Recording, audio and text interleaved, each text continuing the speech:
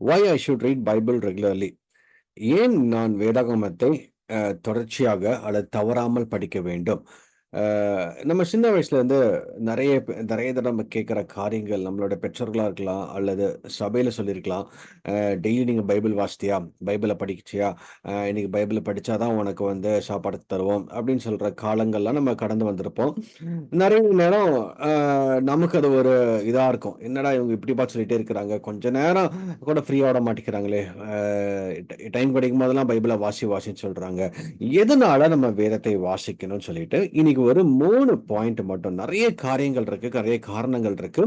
இன்னைக்கு ஒரு 3 முக்கியமான காரணங்களை விரைவாக பார்க்கலாம். முதலாவது, நாம என்ன படிக்கிறோமோ, எதுல நம்ம இன்ட்ரெஸ்ட் செலுத்துறோமோ, அந்த அந்த காரியம் தான் நமக்குள்ளாக போகும். பாருங்களேன், சிலருக்கு வந்து மேத்ஸ்ல நல்லா இன்ட்ரெஸ்ட் இருக்கும். அவங்களுக்கு வந்து அ அந்த அந்த மேத்தோட ப்ராப்ளம் வரும்போது எப்படியாவது சால்வ் பண்ணணும்னு தோணும். சில பேருக்குலாம் பொலிட்டிக்கல் அரசியல் ரீதியாக அவங்களுக்கு வந்து பயங்கர இன்ட்ரெஸ்ட் இருக்கும். அத பத்தியே பேசிட்டு இருப்பாங்க.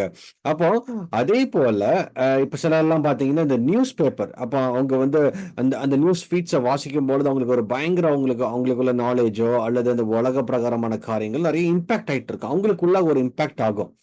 அதே நேரத்துல தான் நம்ம வேதத்தை வாசிக்கும் பொழுது கிரியேட்டர் யாருன்னு நம்ம அறிந்து கொள்ள முடியும்.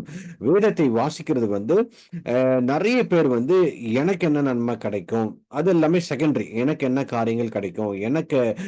எனக்கு என்ன ஆசீர்வாதங்கள் கிடைக்கும்? இதனால எனக்கு என்ன பிரயோஜனம் இருக்குன்னு சொல்லிட்டு அந்த ஒரு நோக்கத்துக்காகவே படிப்பாங்க. அது வந்து 2வது முக்கியமான காரியமாக கூட இருக்கலாம். ஆனா 1வது முக்கியமான காரியம் என்னன்னு பார்த்தீங்கன்னா, நாம தேவனை அறிந்து கொள்ள வேண்டும். இப்ப பாருங்களேன், நீங்களும் நானும் நெறைய கேட்ஜெட்ஸ் யூஸ் பண்றோம். ஒவ்வொரு காரியங்களும் என்ன பொருள் வாங்குனாலும், அதுக்கு ஒரு இன்ஸ்ட்ரக்ஷன்ஸ் மேனுவல் குடுத்திருப்பாங்க. இது எப்படி ஆப்பரேட் பண்ணணும்? இது எப்படி வொர்க் ஆகும்? ரிப்பேர் வந்துச்சுன்னா என்ன பண்ணணும்?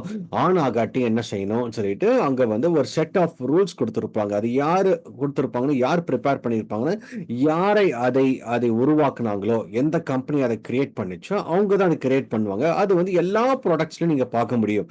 அதே போல தான் இந்த பூமியையும், நம்மளையும், நம்மள சுத்தி பார்க்கிற எல்லா காரியங்களையும் படைத்த தேவன், நம்மகிட்ட ஒரு மேனுவலா, ஒரு ரெஃபரன்ஸ் மேனுவலா குடுத்திருக்கிறாரு. இந்த உலகத்துக்குரிய எல்லா கேள்விகளுக்கும், நமக்கு நமக்கு உண்டாகின்ற எல்லா கேள்விகளுக்கும் உள்ள பதில் வேதத்துல உண்டு. இன்னைக்கு தான் சயின்டிஸ்ட் வந்து சயின்ஸ நம்பி நெறைய இத வந்து ப்ரூவ் பண்ணிக்கிட்டு இருந்தாங்க. ஆனா சயின்ஸ் சொல்வதை காட்டிலும் வேதாகமம் 2000, 3000, 5000 வருஷத்துக்கு முன்னாடியே நெறைய காரியங்கள் போட்டிருக்கு. சில நூற்றாண்டுக்கு முன்னாடி வரைக்கும் பூமி தட்டையா தான் இருக்குன்னு சொல்லி நம்பிக்கிட்டு இருந்தாங்க. ஆனா வேதாகமம் கிட்டத்தட்ட 5000 வருஷத்துக்கு முன்னாடியே யோபின் நாட்கள்ல பூமி உருண்டையா இருக்குதுன்னு சொல்லிட்டு அழகாகவே வேதத்துல ரெக்கார்ட் பண்ணியிருக்கிறாங்க. சோ இதே போல நெறைய ஆயில் வெல்த்த பத்தி பைபிள்ல இருக்கு. பொலிட்டிக்கல் இன்ஃப்ளூயன்ஸ், ஹிஸ்டாரிக்கல் ரெக்கார்ட்ஸ், இனி அடுத்தது யாரு அரசாளுவாங்க, எந்த மாரி ராஜ்யங்கள் பூமியில வரும், எந்த மாரி ராஜாக்கள்லாம் தோன்றுவாங்க, எல்லா ஹிஸ்டாரிக்கல் ரெக்கார்ட்ஸ் முதல், இனி நடக்கப் போற காரியங்கள் முதல், நடந்த காரியங்கள் எல்லா விதத்திலும் வேதாகமம் தெளிவாகிறது. அது பூமிக்குரிய எல்லா ஆன்சர்ஸுமே பைபிள்ல நீங்க பார்க்க முடியும். அ அப்ப முதலாவது உள்ள ஒரு மெயின் ரீசன் நம்ம ஏன் வேதத்தை வாசிக்கணும்னு சொல்லிட்டு நீங்க பார்த்தீங்கன்னா, முதலாவது உள்ள காரியம் தேவன் யாரு நீங்க அறிந்து கொள்ள வேண்டும்.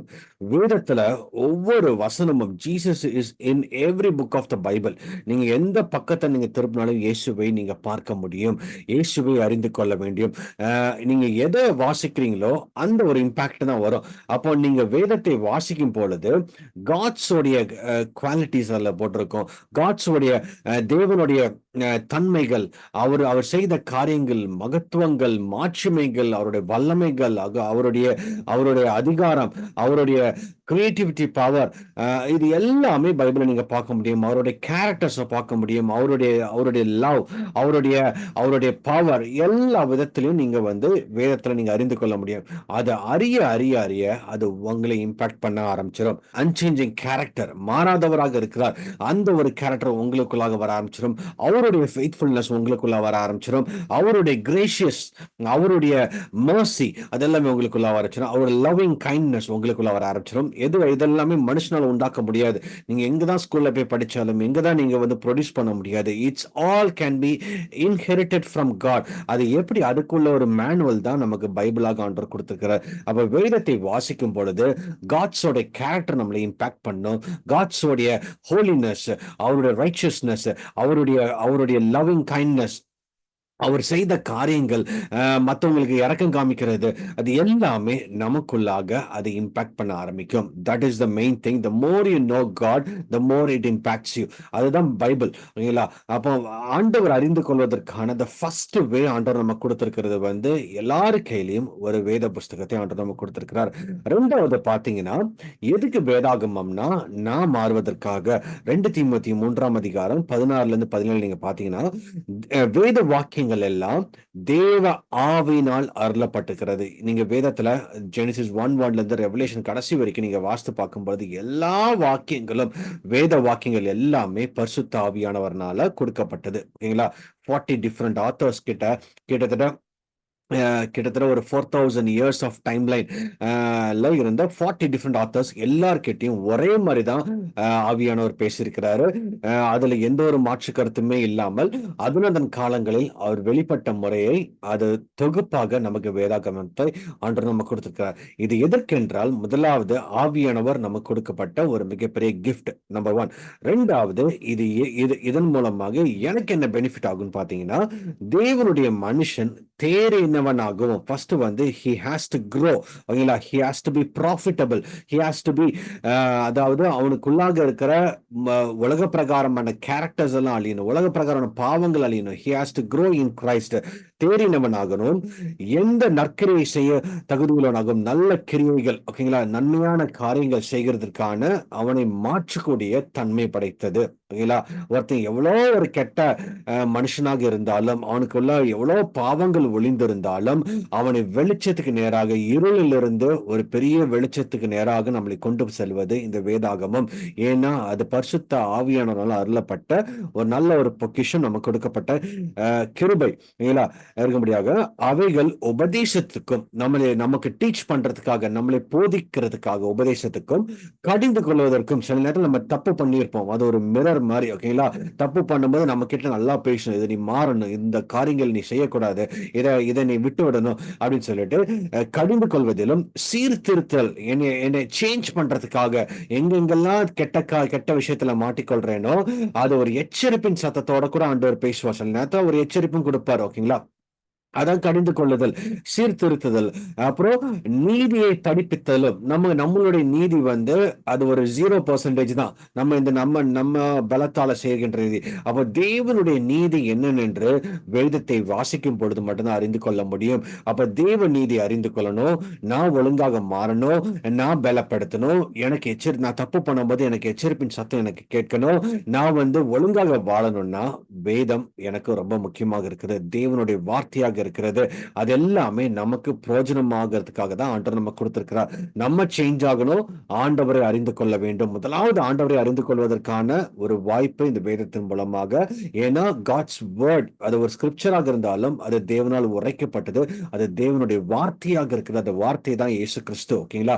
அதை அறிந்து கொள்ள உங்களுக்குள்ள கிறிஸ்துவோடைய குணாதிசயங்கள் உங்களுக்குள்ள பிறக்க ஆரம்பிச்சிடும். அந்த வார்த்தை உங்களுக்குள்ளாக ஒரு ஜீவனை உண்டு பண்ண ஆரம்பிக்கும். ஓகே, அடுத்த ரெண்டாவது எனக்கு என்ன பிரயோஜனமா இருக்குன்னு சொல்லி பார்க்க முடியுது. மூன்றாவது பாத்தீங்கன்னா, I have to grow. ஓகேங்களா?